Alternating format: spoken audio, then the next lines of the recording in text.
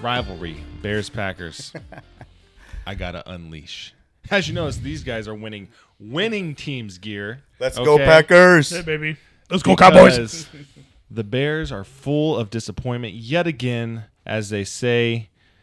New season, same shit. New toilet, same shit, new toilet. Or whatever they say. But all I know is it's full of shit. Okay? Sounds regular. I'm about to unleash just a whirlwind of hurt. I hope there's some Bears players listening to this, because y'all need to hear some shit, okay? As we know, there was a lot of hype coming into this year, right? Big time. Mean, and there's just a lot of talk within this rivalry, because it's so historic, with the Bears like, well, the Packers, how are they going to do without Rodgers, right? Is Jordan Love going to be that guy? Are they going to be able to win games without Aaron Rodgers, right?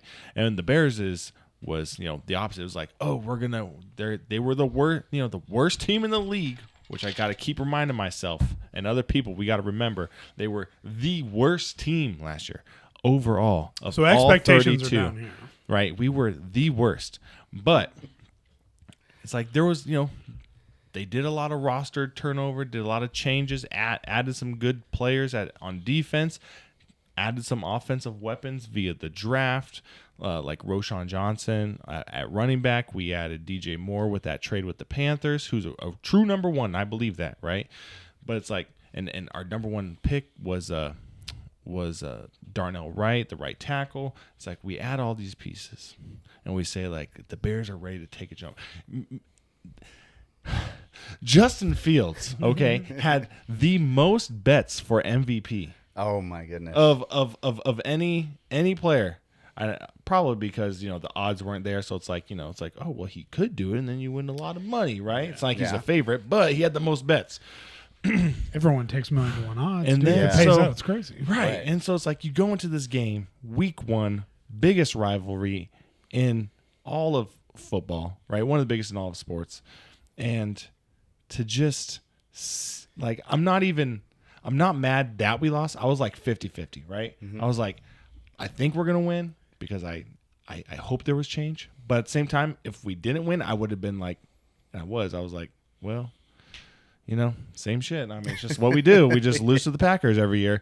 But for me, it was how we lost. Okay, the thing was from top to bottom. First of all, the coaching just sucked ass. Oh yeah, I mean, 100%. To have a defensive-minded coach, okay, Matt Eberflus, defensive coordinator for the Colts, when they had a good defense, right? He brings over Alan Williams as the defense coordinator. To have a defensive-minded coach and have literally the worst defense, who did not show any improvement from last year to this year, okay? In game 1, I didn't see any bright spot on defense. There was not one.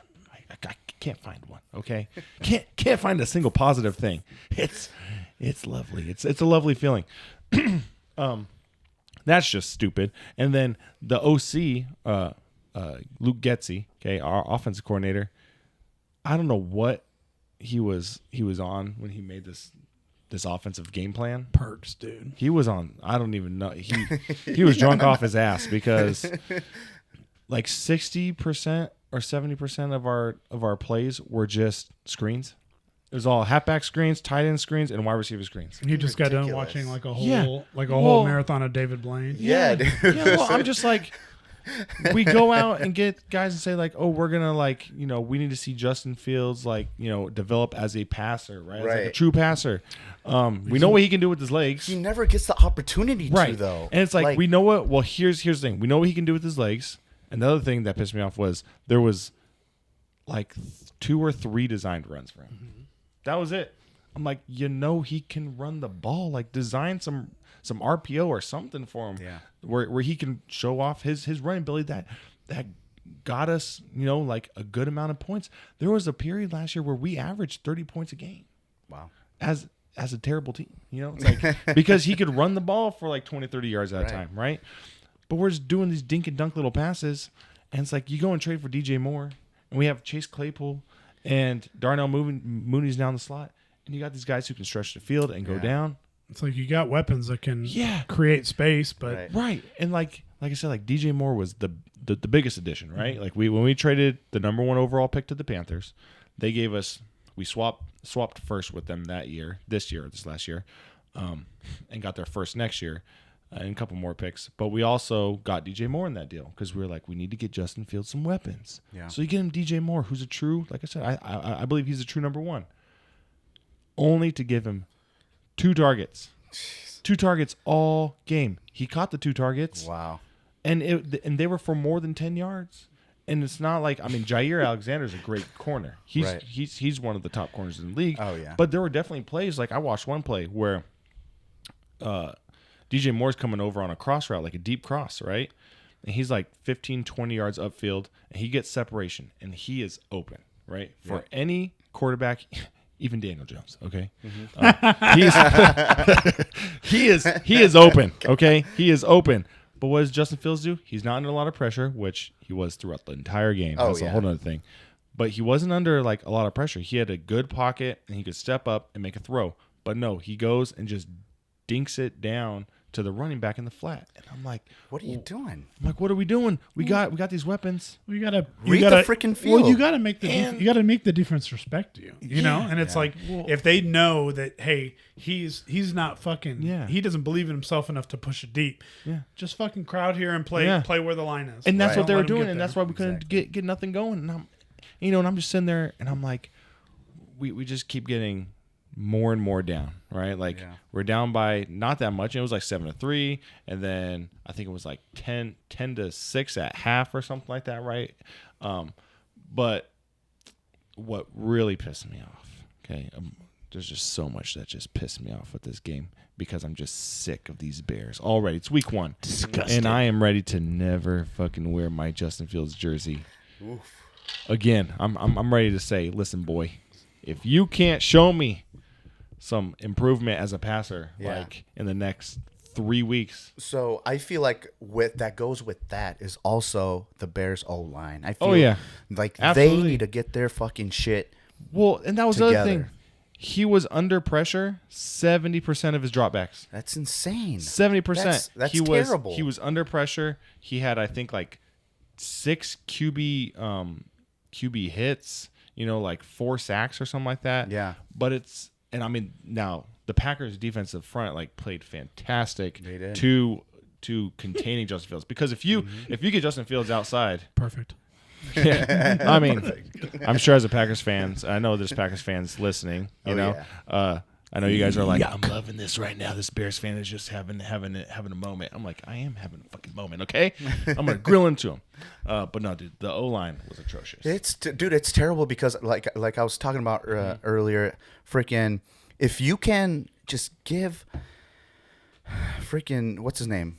Justin Fields the damn fucking ball and let him be comfortable in the pocket and let him focus on what's going on back there.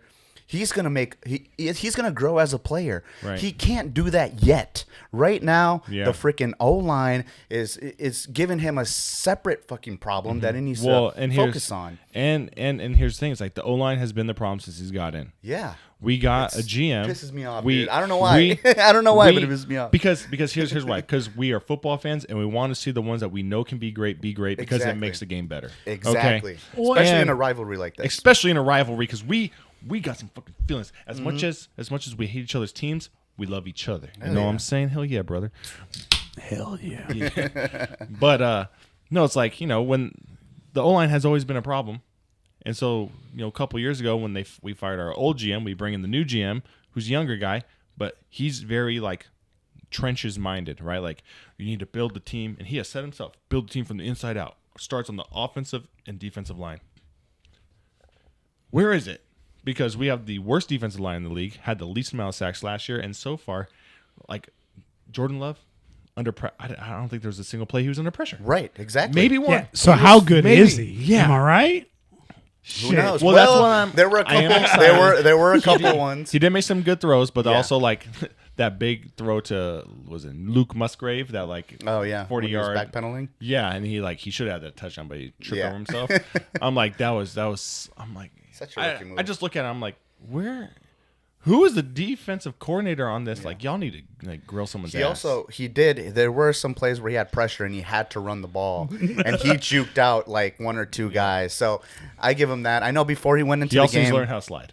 Yeah, I know. So before he went into the game, he told his agent, he's like, "Hey, I'm gonna truck over somebody tonight, somewhere on the lines of that, right?" And his agent was like, "No, you're not gonna do that, no." And sure shit, dude, you see the motherfucker take one guy out, and then he freaking, I don't know, but his dude saw his paycheck just starting to go down. yeah, he's like, "No, don't do it, slide." He's getting in. He's young, man, but Matt LaFleur's here. Please take him out. Please yeah, I need my money. Yeah, no, like so. Yeah, dude, the O line, just everything. I literally can't find one positive. Well, there's one positive, but I'll bring that up a little bit later. But the thing that was the thing that grinded my gears the worst. Thing that chapped your ass. Just chapped my ass so bad I was bleeding down to my pant leg. Slapped your balls. Yeah, dude. Ouch. Yeah. Y'all never heard that one before? No, really. Not in that context. Well, if you've ever had a chapped ass and slapped balls, dude, it sucks. Oh, damn. Both at the same time, or what? Y'all never been to the Dude Ranch? I'm gonna have to get that info after this. Oh my gosh. Oh man, but shit fire. No, dude, the thing that really chapped my ass and slapped my balls was that I literally, like, when it comes to, because the game didn't really get out of hand till like late, right? Like we were always somehow still in it. Because, like, it wasn't, like, halftime, what was it? Like, 13-6, I think, at half or something like that, right? So, we weren't, a like... score and you're right there. Yeah, I mean, we weren't ever, like, super out of it until the very end, right? And I didn't see when y'all came back into the, third quarter starts, y'all get the ball and drive right down and get a score, right? And then it's 17-6. It's still a 2-score game in the third quarter. Right, and like the Bears, I think they got the ball after that, and then they like failed to get a first down and whatever. And we're still only down 2 possessions. It's still a 11-point game or whatever it was at that point, right? I didn't see a single player or coach. I'm calling out the coaches too. A single player or coach going down that sideline trying to get anybody fired up. All I saw was players sitting their ass on the bench, looking defeated, looking like they already gave up. It's the third quarter, and we're only down by 2 possessions, and it looks like y'all gave up already. All I can think of was they're probably thinking, we've seen this. Oh, before. shit, here we go. Like, we're fucking losing to the Packers again, and the Bears fans are going to be pissed. And they're already, I mean, we were already booing. You can hear it on the TV. Everyone's booing, And it's like, aren't y'all sick of this? Oh, I forgot. Y'all have only been here for a year. Y'all don't know, like, the importance of this rivalry. Right.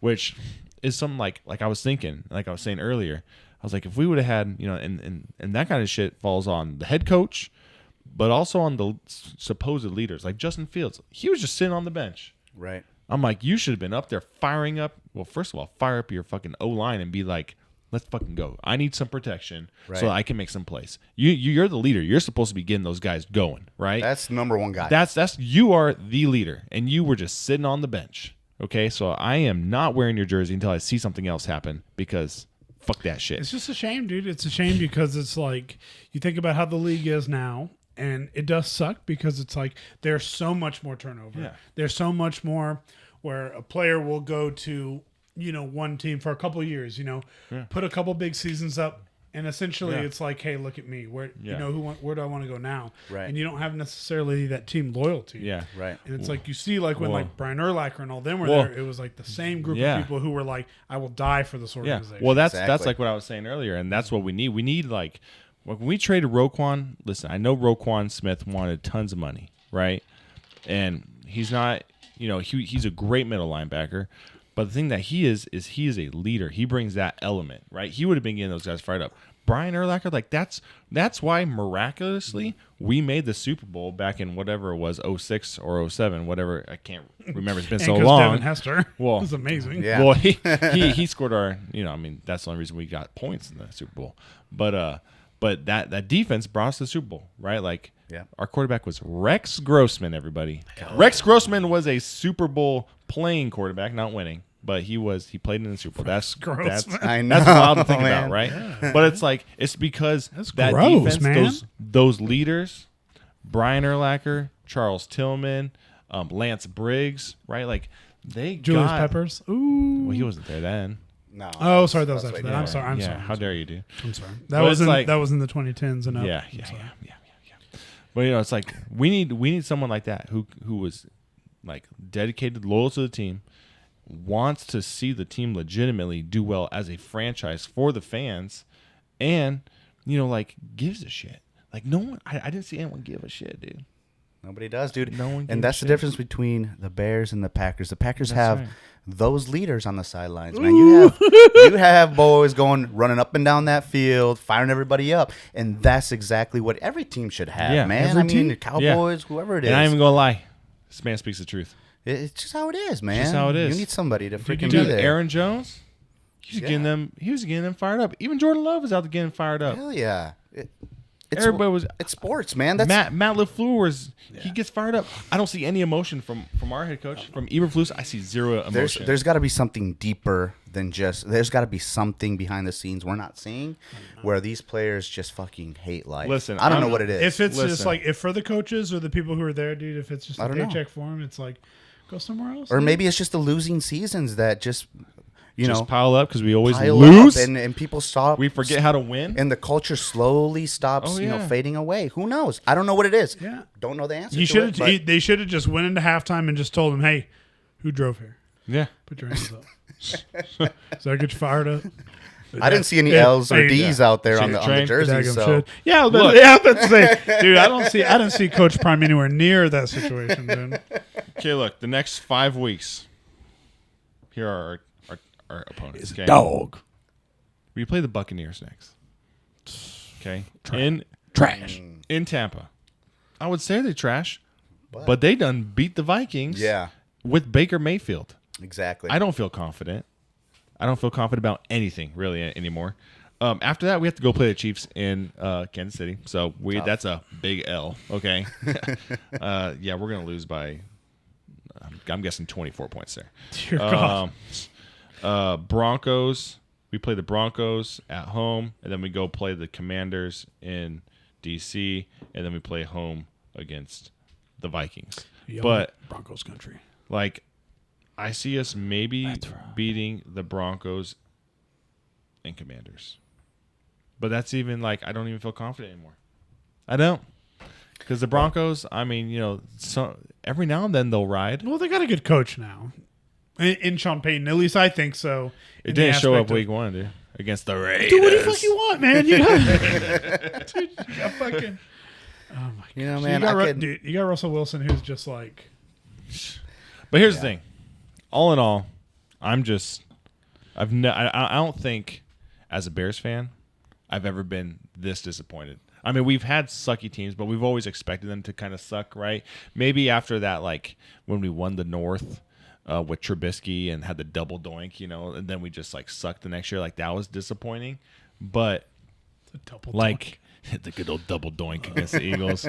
But it's like I've never just watched a game and felt like the team I support with all my heart, all my life, because I'm forced to by blood. Okay. Yeah. They just don't. I just don't think the players give a shit, and I'm like, and that's just a sucky feeling. Yeah, I'm it like is. I didn't see anyone give a shit, and dude, I'm like, dude, if y'all don't square up, dude, I'm just gonna give up on football altogether. Okay. Well, man, I can sit here and I can talk about how great the Packers did and everything, because I know we got a lot of Packer fans that watch this, as well as Bears and Cowboys. Even though I'm a Bears fan, obviously, and we have this rivalry. I hate the Packers. I love my Bears, or my Packers fans though, Yeah. because y'all are loyal, just like most of us are loyal, right? It's Exactly. like we have a loyal fan base. Hell yeah, right? we do. Hell yeah. That's the fucking great thing about it, man. Can't say much about the Cowboys. Dude, though, let but- us What? Let us win 2 more games and see how much free fucking coffee you see on 35. Yeah, whenever the Cowboys start doing good, you start seeing shit like, "Hey, coffee! Hey, any day Cowboys win, free coffee." Really? I didn't know that was a Come thing, on dude. now. I don't Dude, know. let me know, dude. I've I been need living here coffee, for 2 dude. years, and obviously Yeah, well, they've been sucking. Yeah, well, They haven't had free coffee for the last 2 years, boy. Hot trash. Dude, are you kidding me, dude? Our fans are like, how many? Delusional? For sure. But I think that adds to the character of them. Of course. But also, it's just like, there's people who are getting like, as soon as Dak got like put the starter, they were like, fucking Super Bowl champs, like on their chest, like, I know it. It's like, I remember when You turned Italian there, dude. I know. No, whenever we were up in Dallas for the state final when I was in high school, we stayed in the RV because the boy not good enough at the time, freshman, not good enough to be on the team. So went to support like I should, and then afterward we're staying in the RV, but it was at the Jerry World AT&T Center, in Arlington. And the next day there was a Cowboys game, and it was like I walked out, and it's just like everybody's out there fucking crushing beers at 9:15 in the morning, and I was like, oh yeah, that's how it is, dude. Fuck, that's game day in Green Bay. I'm like 14 years old. I'm like, whoa, is that what this is just about? Yeah, see, I've never gotten to experience a home game or like a game at my team's stadium because growing up in like Southern California, now here, going to Chicago is it's a little bit far. So I know that they're talking about new stadium for the Bears outside of like actual Chicago, like out in the suburbs now. Mm-hmm. So I know like me and my brother, we've talked about making a trip out there to go see a game at Soldier Field before any changes. I think that'd be super awesome. I know I want to head out with y'all and catch a game at Lambeau. Bears Packers game would be fun. That would be fun. I know I'll get heckled, but I also know that Maybe y'all are next super year. respectful. Yeah. I won't die. It's not like I'm going to a Raiders game. No, yeah, you're not. I'll gonna get stabbed. I'll get You're not heckled. gonna get stabbed there. I'll get Check heckled, but I your won't get knives stabbed. at the door. But yeah, man, just like I was saying, freaking, I can sit here and I can talk about all the great things the Packers did. But y'all know exactly what the Packers did. They showed up, they played the game, and hopefully, Kudos. y'all get your fix. Hearing a Bears fan just fucking bitch about Just the bitch and Bears. complain. So Fucking that's life, Just be sad. That's dude. your climax. That's just right there. That's just me being a Bears fan. We're just sad. Like that's why I listen to emo music, because of the Bears. Okay. Go Pack, go. Sad boy.